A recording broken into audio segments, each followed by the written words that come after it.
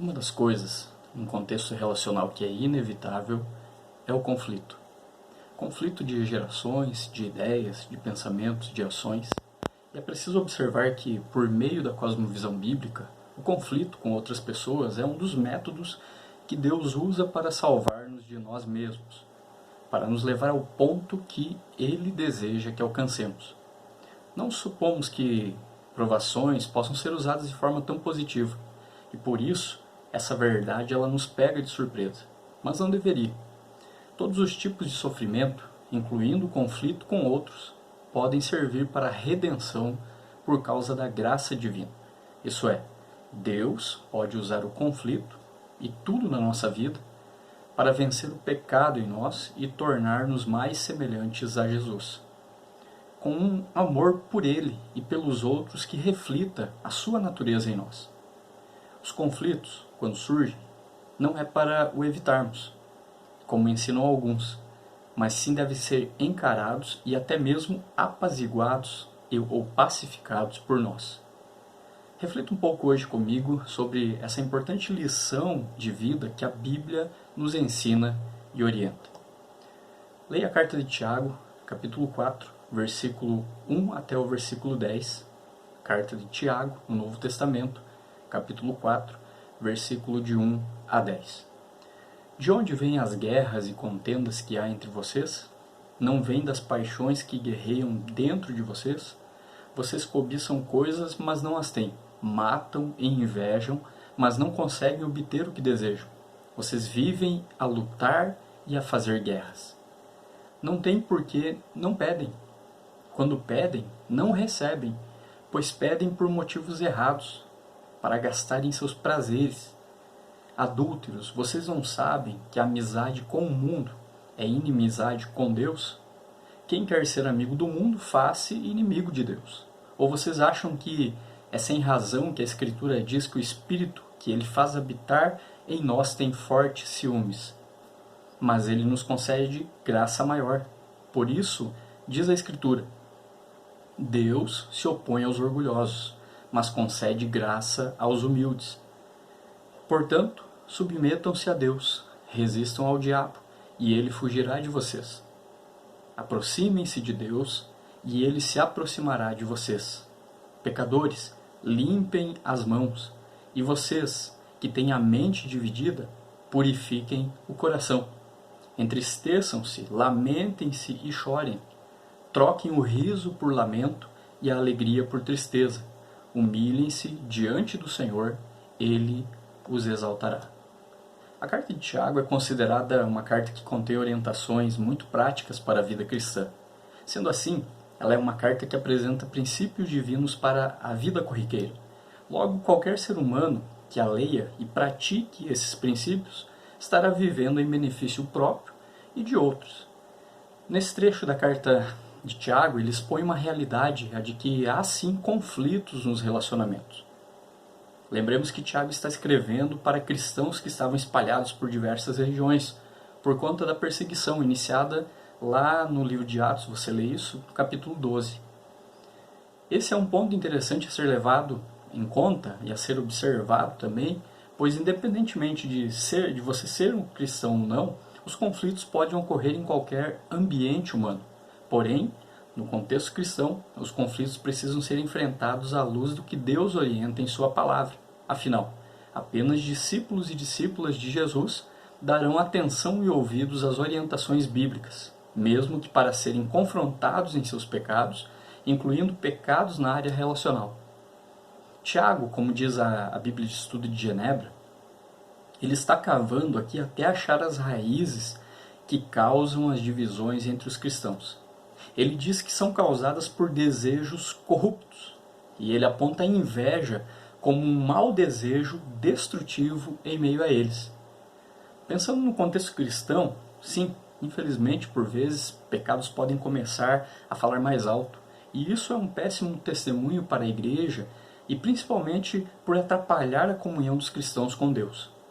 Algumas pessoas podem pensar, poxa, eu pensei que os cristãos não faziam essas coisas ou não agiam dessa maneira.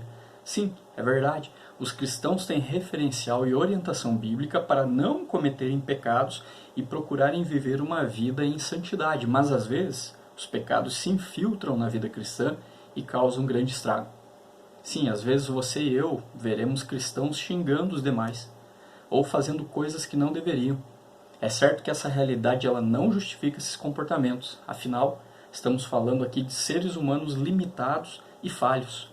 No entanto, um cristão verdadeiro buscará arrepender-se de seus pecados por meio de Jesus Cristo e lutará para mortificar esses pecados na cruz de Jesus. Logo, ele procurará não mais cometê-los. Por que estamos deixando isso bem claro aqui? Porque é inevitável, quando convivemos com outros pecadores, de que os conflitos não ocorram. Quanto mais você se aproximar de alguém, maior será o potencial dos conflitos. Relacionamentos, eles são custosos, mas evitar esses relacionamentos também é. Se escolher evitá-los, você minimizará os conflitos. Mas essa segurança também tem o seu preço. Se decidir encarar os conflitos, você correrá muitos riscos, e a probabilidade de ser magoado é muito grande. Mas também você pode usar esses conflitos como algo redentor. Qualquer que seja a sua escolha, ela afetará a sua vida. Qual é a sua inclinação? Você tende a fugir dos conflitos? Você os provoca ou enfrenta com uma perspectiva centrada em Deus? Você precisa aproximar-se das pessoas, não distanciar-se delas, especialmente falando em cristãos. Nós não fomos chamados para nos distanciarmos das pessoas, mas para nos aproximarmos delas com uma intencionalidade missional, uma intencionalidade redentiva, uma intencionalidade de apresentar o Evangelho às pessoas. Precisamos refletir um pouco mais nessa questão dos conflitos, então quero pensar com você. Por que brigamos? Por que às vezes a gente briga com uma pessoa? Por que temos dificuldades com outras pessoas? Às vezes a gente pode pensar, eu sou uma pessoa difícil, então eu tenho dificuldade com outras pessoas, ou outras pessoas são difíceis, por isso eu tenho dificuldade com elas. Porque pelo menos um dos nossos relacionamentos não vem com uma etiqueta que diz não contém conflitos. Isso é difícil de encontrar, talvez impossível.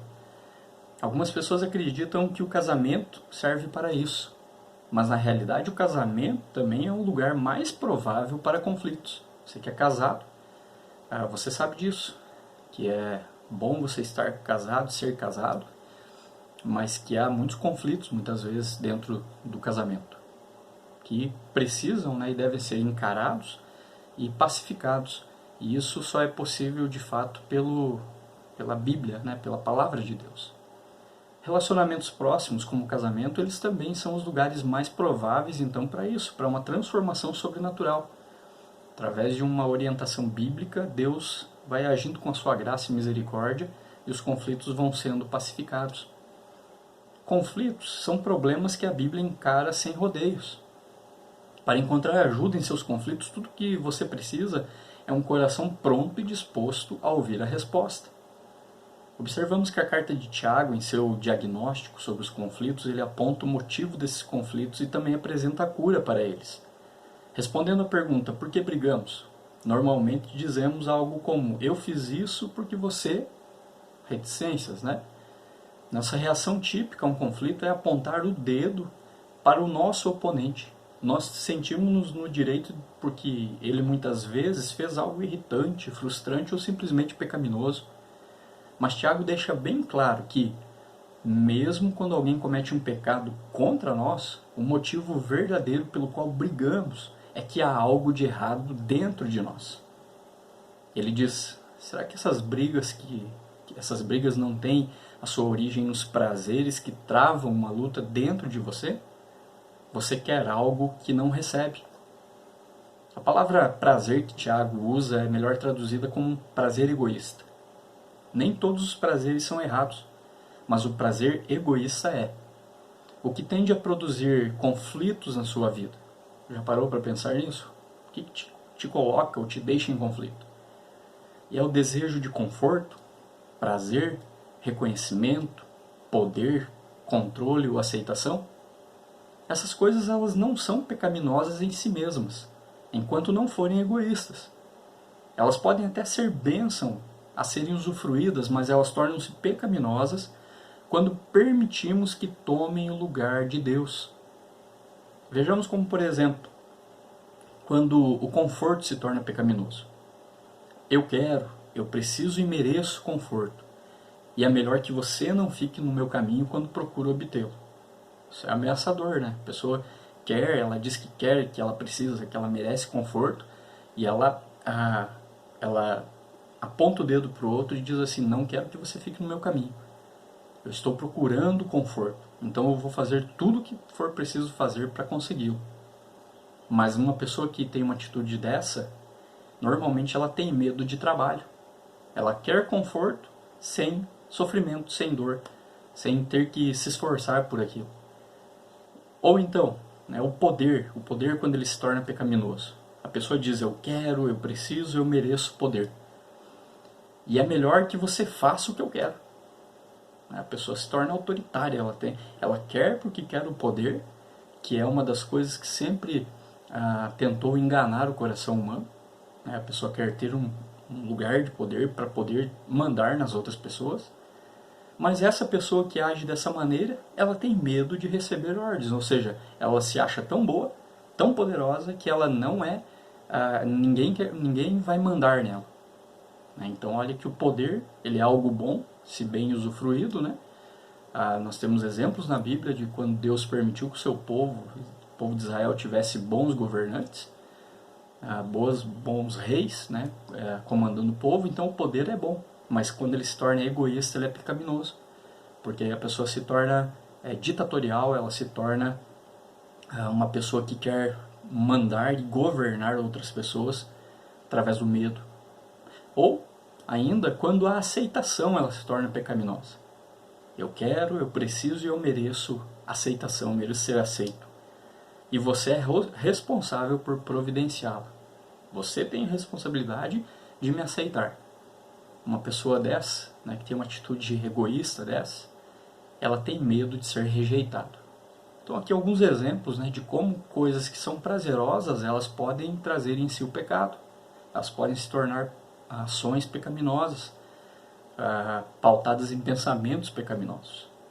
Você se identifica com alguma dessas situações? Talvez você tenha se identificado ou até possa acrescentar, né, algo à lista. A gente às vezes tem essa tendência de não olhar os nossos próprios pecados. Então é uma boa reflexão que a gente precisa fazer para que a gente aprenda, né, como funcionam os relacionamentos e os conflitos humanos. Tiago nos diz que é esse tipo de coisa que arde debaixo da superfície do conflito. Ele diz, de onde vêm as guerras e contendas que há entre vocês? Não vêm das paixões que guerreiam dentro de vocês? Vocês cobiçam coisas, mas não as têm. Matam e invejam, mas não conseguem obter o que desejam.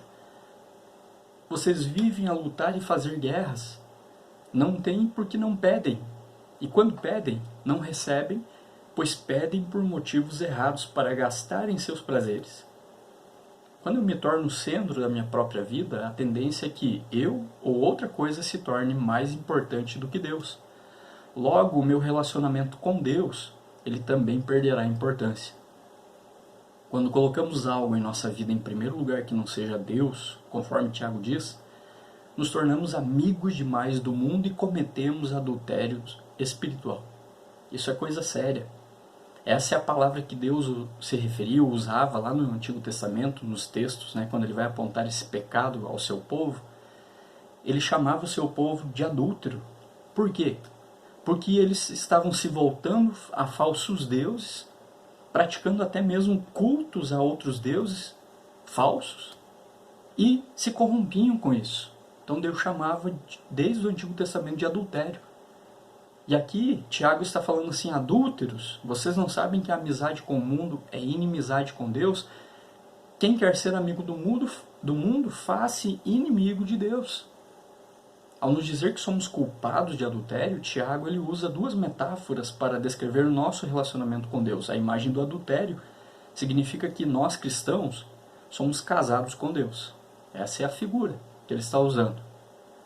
Quando diz que somos culpados de sermos amigos do mundo, ele dá a entender que o nosso único amigo por direito é Deus.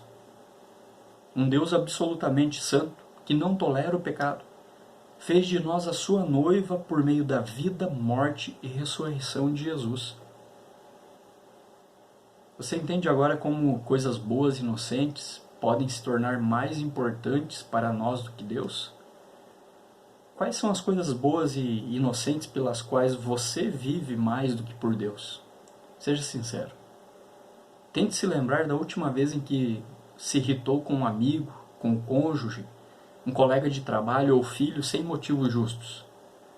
Pergunte-se o que era mais importante para mim do que a glória de Deus. Qual a bênção passageira que você queria receber, mas não obteve? O que você temia acontecer se não recebesse o que desejava? Essas perguntas são ótimas para quem deseja aprender a lidar com conflitos de maneira sagrada. Tiago vai nos alertar também que Deus não é indiferente quando somos infiéis a Ele. Versículo 5 diz: ou vocês acham que é sem razão que a Escritura diz que o Espírito que Ele fez habitar em nós tem fortes ciúmes? Ele é ciumento, Deus é ciumento. E se importa profundamente com o seu relacionamento conosco. É isso que a Bíblia afirma. Não é exagero de linguagem aqui que estamos usando ou que Tiago usou. É de fato o que Deus está revelando na sua palavra e contando para nós, por meio de Tiago, que Ele tem ciúme dos seus filhos e filhas. Mesmo quando nos desviamos e acabamos nos braços de amantes falsos, Ele é instigado a agir em nosso favor. Deus é assim. Deus, Ele, por amor, Ele age em favor do seu povo. Quando nos afastamos de Deus, o Espírito que Ele derramou sobre nós e que agora vive em nós, fica muito preocupado e ciumento. Ciumento aqui é a melhor tradução. Se você for na língua original que o Novo Testamento foi escrito, o grego, você vai encontrar essa referência, de fato, de que o Espírito é ciumento. Ciúme tem conotação negativa, mas ela pode ser uma palavra muito positiva. Assim como uma pessoa atraída pelo cônjuge, Deus é zeloso para fazer tudo o que for necessário para reconquistar o afeto do nosso coração. Não porque precise de nós, jamais. Ele o faz porque nos ama. Quando Ele persegue e nós retornamos a Ele com humildade, Ele derrama até mais graça sobre nós. O que você acha que Deus usa para reconquistar o nosso afeto? Pensa aí. Principalmente, e ironicamente, porque faz parte da nossa rotina, cotidiana, Ele usa outras pessoas. Essa é uma das bênçãos que resultam dos conflitos. Ele usa os períodos difíceis dos nossos relacionamentos para que vejamos aquilo que, além de Deus, é a nossa razão de viver, ou em outras palavras, aquilo que tem tomado o lugar dele em nossa vida. Deus permite esses momentos de conflito para a gente fazer uma profunda reflexão sobre quem está no centro do nosso coração. Isso deve ser motivo dessa profunda reflexão da nossa parte. E também um tempo de arrependimento se estivermos trocando Deus por outras coisas. Pois isso nos faz reconhecer o amor redentor de Deus e deve nos levar a um crescimento na alegria da fé do arrependimento diário. Reconhecer, admitir, confessar e rejeitar o pecado, que é arrependimento, juntamente com reconhecer, aceitar e adorar a Jesus, que é a fé, é a única dinâmica que pode transformar um provocador de guerras em um criador de paz. Tiago escreve, a partir do versículo 7 até o 10, portanto submetam-se a Deus, resistam ao diabo e ele fugirá de vocês. Aproximem-se de Deus e ele se aproximará de vocês, pecadores. Limpem as mãos e vocês que têm a mente dividida, purifiquem o coração. Entristeçam-se, lamentem-se e chorem, troquem o riso por lamento e a alegria por tristeza. Humilhe-se diante do Senhor e ele os exaltará. É fato revelado pela Bíblia de que o diabo usa parte da criação de Deus para seduzir o seu coração, ainda pecaminoso, e levá-lo para longe de Deus. O diabo quer que você se torne vítima da sua própria glória e do seu próprio amor. Perceba que Tiago já disse que o cristão é recebedor da graça para que possa se tornar humilde. Então Tiago ordena que eu e você sejamos humildes e aclamarmos pela ajuda de Deus. Por meio desse processo, o meu e o seu coração são transformados e começamos a ver que nossa lealdade a outras coisas que não Deus é um assunto sério. Ao nos arrependermos, experimentamos a purificação do coração e o nosso comportamento começa a mudar também. Ao mesmo tempo em que somos minimizados pela graça de Deus, estamos sendo virados de cabeça para cima.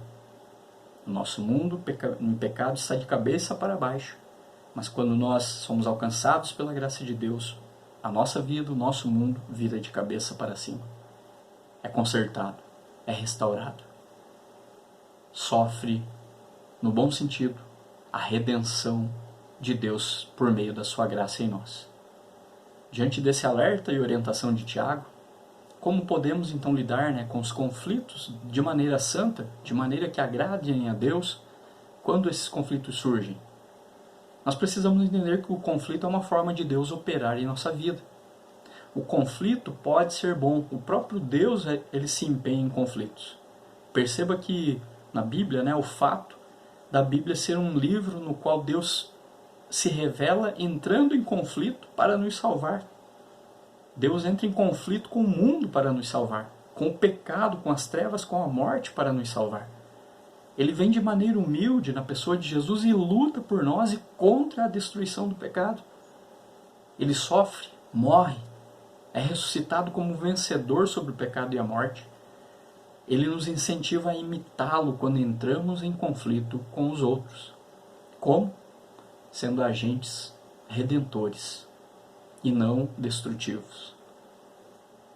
Devemos identificar o que causa conflitos pecaminosos em nossa vida. O que tende a atrair a nossa lealdade e o nosso afeto para longe de Deus? Será aceitação, poder, conforto ou qualquer outra coisa? Precisamos ser específicos e honestos e não ficarmos surpresos caso cada exemplo de conflito pecaminoso venha revelar um ídolo diferente em nossa vida. Dediquemo-nos então a uma guerra espiritual específica e inteligente. Quando identificamos as razões pelas quais normalmente vivemos e as maneiras de como tentamos conseguir o que queremos, podemos começar a crescer em arrependimento e fé. Precisamos ser impiedosamente sinceros em relação ao nosso próprio pecado, mas também precisamos ser ardentemente esperançosos em relação àquilo que Cristo fez por nós na cruz. Precisamos nos lembrar de que, por ter o Espírito Santo, já temos todos os recursos à nossa disposição para lutar contra o conflito pecaminoso. É imprescindível que pensemos no outro. Quando entramos em conflito, jamais devemos olhar para o outro como um inimigo mortal. Nós cristãos somos chamados a sermos pacificadores, a olharmos o outro, quando entram em conflito conosco, como alguém importante, como um ser humano. Lá em 1 Tessalonicenses capítulo 5, versículos 14 a 18, agora falando um pouquinho do apóstolo Paulo, ele escreve com muito amor aquela igreja e encoraja aqueles crentes a se empenhar em conflitos santos uns com os outros.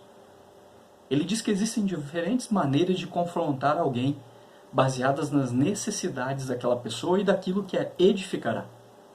Há uma hora certa de divertir, sim, encorajar, ajudar a pessoa com quem estamos em conflito. Nós somos chamados sempre a sermos pacientes e renunciar à vingança. O versículo 16 de 1 Tessalonicenses, ele fundamenta esse estilo de vida na adoração. Se não estivermos adorando a Deus e colocando em primeiro lugar, fracassaremos miseravelmente e o que fizermos prejudicará mais do que ajudará outras pessoas. Caso entendamos de que não conseguiremos resolver o conflito de forma paciente, nós precisamos abordar a pessoa de outra maneira. Nós devemos assumir qualquer pecado pessoal que possamos ter e que possa ter contribuído para aquela situação. Na maioria dos casos, nós contribuímos com algum pecado, então não devemos ter medo de admitir se não conseguimos, na ocasião, amar da forma apropriada. Nós devemos falar claramente qual é o problema. Talvez haja mais do que um problema que precisa ser abordado. Sejamos específicos para que ambos estejam lidando com o mesmo problema.